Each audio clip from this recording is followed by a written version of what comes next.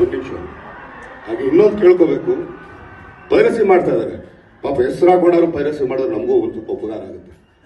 Will all thank them. ದಯವಿಟ್ಟು piracy ಮಾಡ್ತಾ ಇದ್ದೀರಾ, ಒಳ್ಳೇದು ಮಾಡಿ.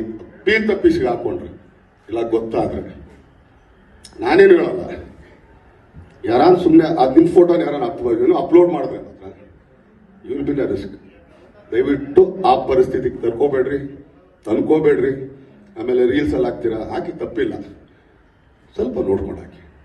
ತುಂಬಾ ಕಷ್ಟಪಟ್ಟು ಇಷ್ಟಪಟ್ಟು ಪ್ರತಿಯೊಬ್ಬರು ಶ್ರಮನೂ ಇದೆ ಇದರಲ್ಲಿ. ನಿಮ್ಗೆ ಹಾಕಿ ನೀವು ಅದರಲ್ಲಿ ಇನ್ನೊಂದೇನು ಸಿಗುತ್ತೋ ಗೊತ್ತಿಲ್ಲ ನನಗೆ, ಬಟ್ ನಾನು ಕೇಳ್ಕೊಳ್ಳೋದು ಇಷ್ಟೇನೆ. ನೀವು ಥಿಯೇಟರ್ ನೋಡಿದಾಗ ಎಷ್ಟು ಚೆನ್ನಾಗಿ ಅನ್ಸುತ್ತೆ, ಮೊಬೈಲಲ್ಲಿ ಹೆಂಗ್ ಅನ್ಸುತ್ತೆ ನಿಮಗೆ?